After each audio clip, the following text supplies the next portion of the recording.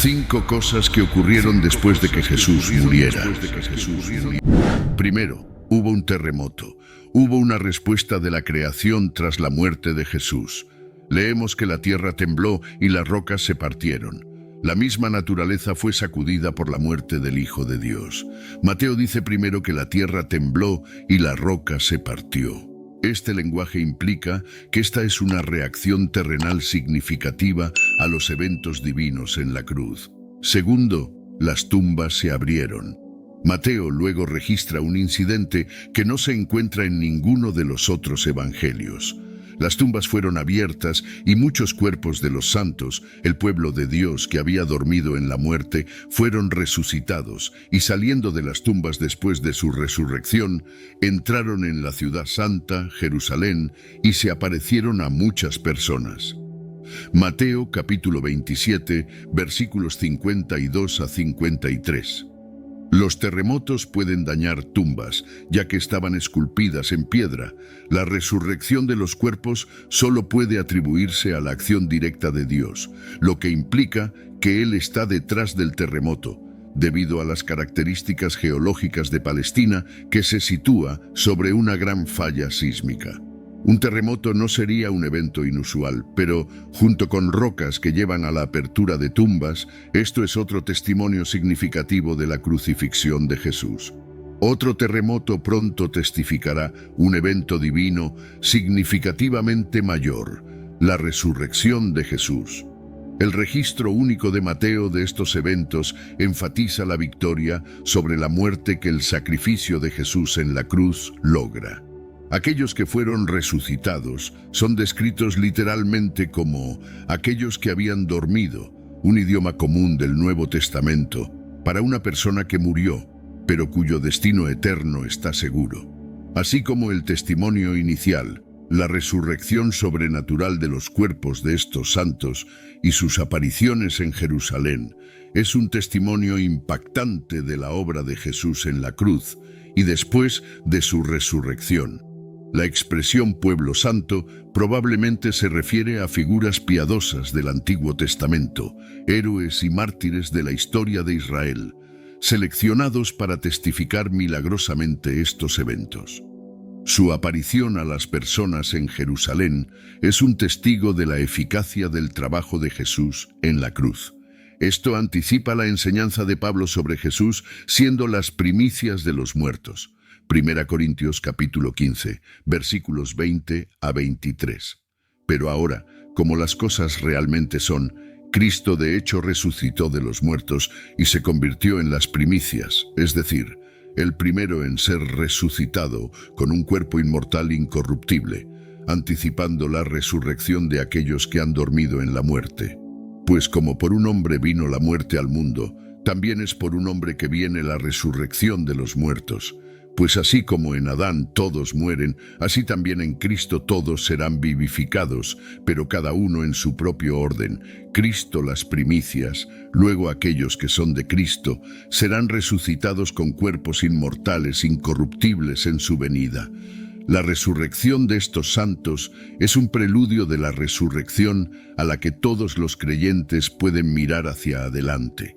A través de la muerte de Jesús, un nuevo día ha llegado, un día en que la muerte fue derrotada por la muerte. La resurrección a la vida eterna se ha hecho posible. Pero note que no fue hasta después de la resurrección de Jesús que los ocupantes de esas tumbas fueron resucitados y entraron en Jerusalén, donde se aparecieron a muchos. La Biblia no dice si estos santos resucitados murieron nuevamente o fueron al cielo con el Señor Jesús. La muerte del Hijo de Dios sacudió la misma naturaleza. El popular predicador Charles Spurgeon afirmó que los corazones de los hombres no respondieron a los gritos agonizantes del Redentor moribundo, pero las rocas respondieron. Las rocas se partieron. Él no murió por las rocas. Sin embargo, las rocas fueron más sensibles que los corazones de los hombres por quienes derramó su sangre. Es mejor entender que Mateo quiso que viéramos que el terremoto ocurrió el día en que Jesús fue crucificado y luego el día en que fue revelado como resucitado. El poder de la nueva vida fue tan fuerte que trajo de vuelta a algunos de las buenas personas que habían muerto. Esta es una de las pasajes más extraños del Evangelio de Mateo. Mateo no nos proporciona mucha información y no aprendemos sobre este suceso de ninguna otra fuente. Tercero, el velo del templo se rasgó en dos. Mateo capítulo 27, versículos 50 a 51. Y Jesús gritó de nuevo con una voz fuerte y agonizante, y entregó su espíritu voluntariamente, soberanamente despidiendo y liberando su espíritu de su cuerpo en sumisión al plan de su Padre. Y de repente, el velo del Santo de los Santos del templo se rasgó en dos, de arriba abajo. La tierra tembló y las rocas se partieron. La cortina que cubría el templo fue rasgada en dos lugares. La cortina era lo único en el templo que diferenciaba el área sagrada de la parte más sagrada del templo. Era una ilustración muy clara de la separación entre Dios y el hombre. Hechos capítulo 6, versículo 7, dice que en los días de la iglesia primitiva, muchos de los sacerdotes fueron obedientes a la fe. Tal vez ese velo rasgado les demostró la magnitud de la obra de Jesús. También es probablemente como el velo rasgado se convirtió en de conocimiento común. Hebreos capítulo 9, versículos 1 a 9, nos dice que en el templo un velo separaba el Santo de los Santos, el lugar terrenal de la presencia de Dios, del resto del templo donde los hombres habitaban. Hebreos capítulo 9, versículos 1 a 3. Ahora incluso el primer pacto tenía regulaciones para la adoración divina y el santuario terrenal. Se erigió una tienda sagrada, la otra, o la primera sección en la que estaban el candelabro y la mesa con sus ofrendas del pan sagrado de la proposición. Esto se llama el lugar santo. Detrás del segundo velo había otro tabernáculo, el interno o segunda sección conocido como el Santo de los Santos. El libro de Éxodo enseña que este velo espeso fue hecho de material azul, púrpura y escarlata y lino fino torcido. Ahora Cristo es nuestro sumo sacerdote superior, y como creyentes en su obra consumada, participamos de su sacerdocio superior. Ahora podemos entrar en el Santo de los Santos a través de él. Hebreos capítulo 10, versículos 19 a 20 dice: Tenemos confianza para entrar al lugar más santo por la sangre de Jesús, por un nuevo y vivo camino abierto para nosotros a través del velo, que es su cuerpo. Al mirar esta escena, nos damos cuenta de una imagen de la carne de Jesús siendo rasgada por nosotros, así como Él estaba rasgando el velo por nosotros. El libro de Hebreos proporciona una explicación gloriosamente detallada del profundo significado asociado con el rasgado del velo. El velo que siempre colgaba en el templo servía como un recordatorio constante de que el pecado hace a los seres humanos indignos de estar en presencia de Dios. El hecho de que la oferta por el pecado se presentara una vez al año, además de la miríada de otros sacrificios que se presentaban diariamente, era una ilustración flagrante de la realidad de que el pecado realmente no podía ser expiado o erradicado por meros sacrificios animales. Debido a lo que Jesucristo hizo en la cruz, las barreras que solían separar a Dios y a las personas fueron destruidas, y ahora podemos acercarnos a Dios con confianza y audacia. Hebreos capítulo 4, versículos 14 a 16. Así que, ya que tenemos un gran sumo sacerdote que ha atravesado los cielos, Jesús, el Hijo de Dios, mantengamos firme nuestra confesión de fe. Pues no tenemos un sumo sacerdote que no pueda compadecerse de nuestras debilidades, sino alguien que, como nosotros, ha pasado por todo tipo de tentación, sin embargo, sin pecado. Por lo tanto, acerquémonos al trono de la gracia con toda la confianza, para que podamos recibir misericordia y encontrar gracia que nos ayude en el momento de necesidad. El cuerpo de Jesús fue rasgado y el velo también, cada uno indicando que ahora podemos acercarnos a Dios con audacia. tenemos un sumo sacerdote que preside los tribunales celestiales para asegurar que el creyente tenga acceso total. En el momento en que Cristo murió, la pesada cortina tejida que separaba las dos principales salas del templo fue rasgada por una mano invisible, de arriba a abajo. La muerte del Hijo de Dios también estuvo acompañada por enormes temblores en el mundo natural, como si hubiera algún tipo de conexión emocional entre la creación inanimada y aquel que la hizo. Cuarto, hubo oscuridad sobre toda la tierra. Mateo capítulo 27, versículo 45. Ahora, desde la sexta hora, mediodía, hubo oscuridad sobre toda la tierra hasta la novena hora. Hubo una densa oscuridad sobre toda la tierra. Ahora, la escritura se cumplió. Amós capítulo 8, versículo 9. Sucederá en aquel día, dice el Señor Dios, que haré que el sol se ponga al mediodía y oscureceré la tierra en plena luz del día. Muchas veces le exigieron a Cristo una señal del cielo y ahora tenían una, pero tal que significaba la ceguera de sus ojos. En este punto de la tarde sería mediodía y la oscuridad continuaría hasta la novena hora, que sería a las 3 de la tarde. Esta oscuridad sobrenatural apareció cuando el sol estaba en su punto más brillante. Debido a que la luna estaba llena, no podría haber sido causada por un eclipse, ya que no puede interponerse entre la tierra y el sol cuando está llena. La rápida intervención de Dios no solo provocó esta oscuridad, el conocimiento astronómico era rudimentario en ese momento. Fleagón también menciona un terremoto, lo que alinea su historia de cerca con el registro sagrado. La criatura no podría manchar el error ante su creador. Por lo tanto, el sol retiró sus rayos para no ser testigo de los actos de los impíos. La oscuridad ocurriendo en tal momento crítico puede significar varias cosas. Primero, la oscuridad se asociaba en la antigüedad con el luto. La oscuridad también se asociaba con la muerte de grandes hombres. Tanto lectores gentiles como judíos podrían entender la oscuridad como un signo cósmico que acompañaba la muerte de un rey. Además, la oscuridad era un signo del juicio de Dios. Las tumbas se abrieron y muchos cuerpos de los santos, el pueblo de Dios que había dormido en la muerte, fueron resucitados y saliendo de las tumbas, después de su resurrección, entraron en la ciudad santa Jerusalén y se aparecieron a muchas personas. Mateo capítulo 27, versículos 52 a 53.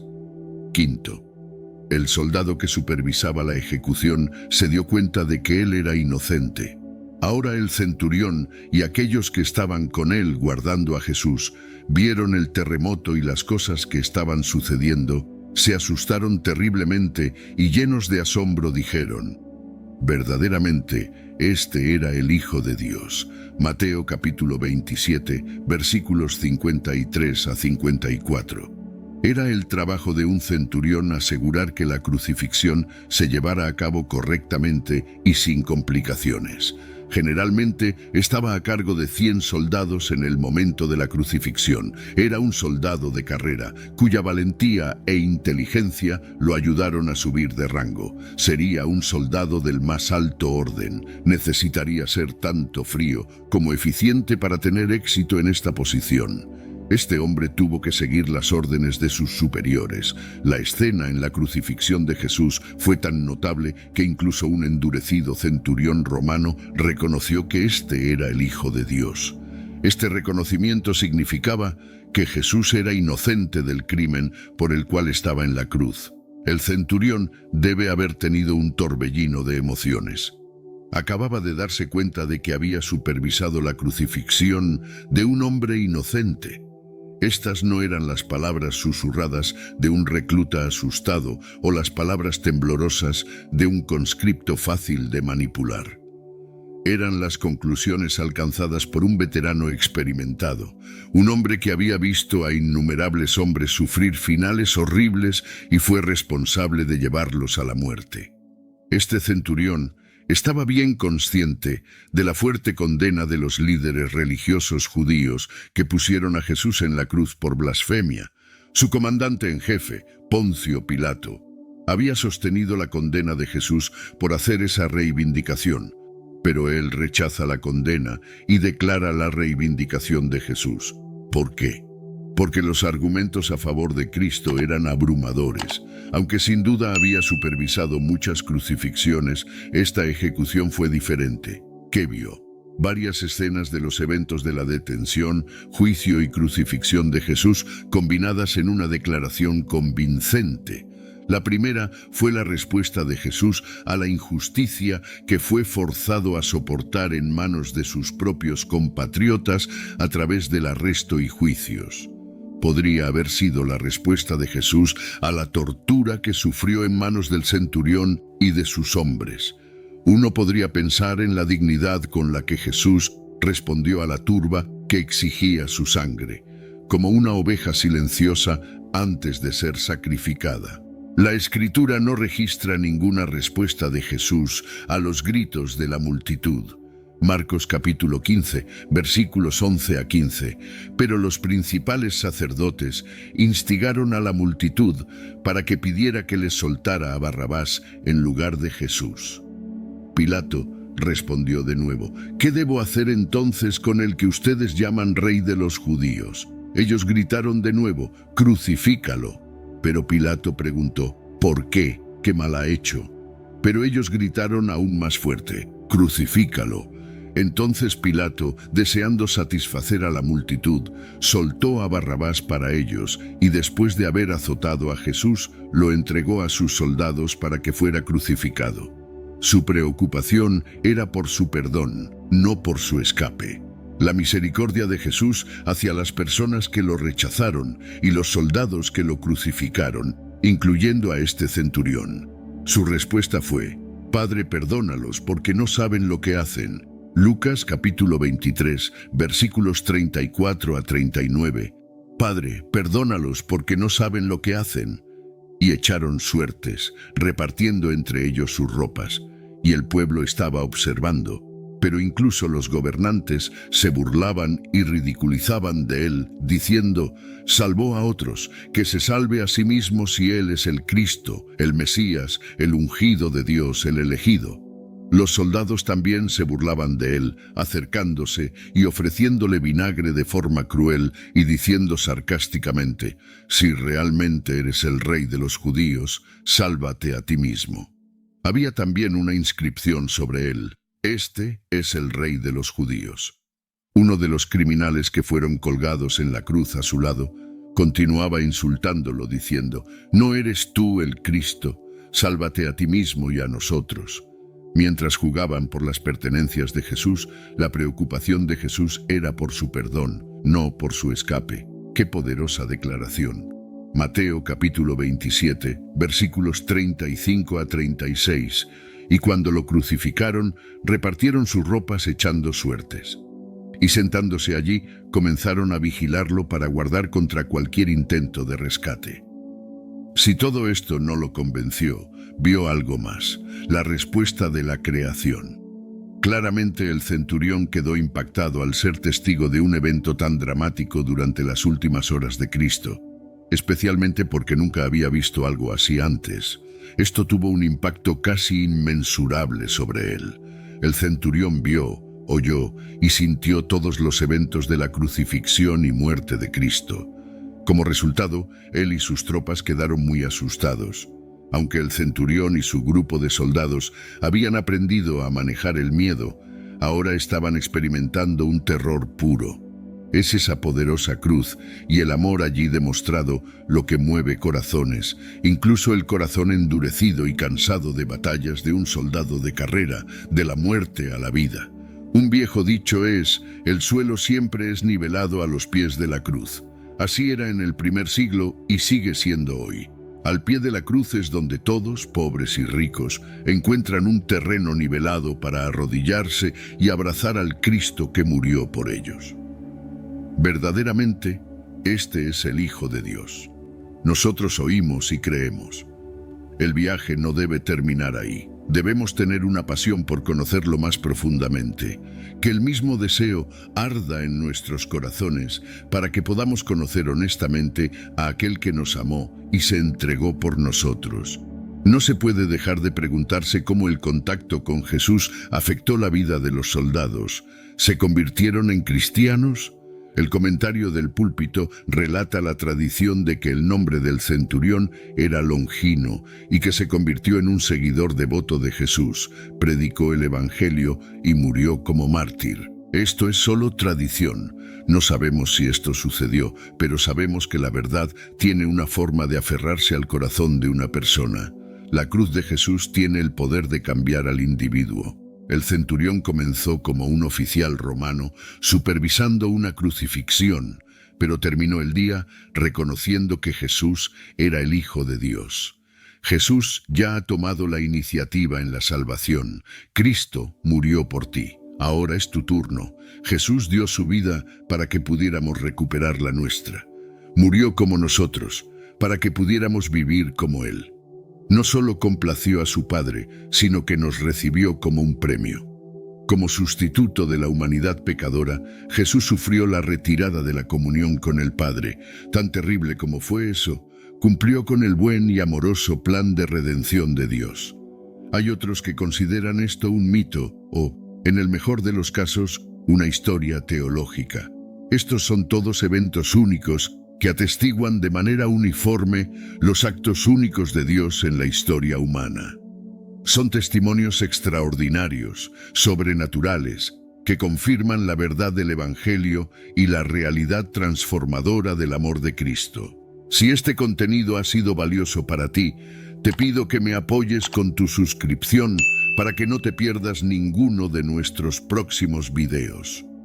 Juntos, podemos iluminar más mentes y expandir nuestro entendimiento. Gracias por estar aquí y que Dios te bendiga.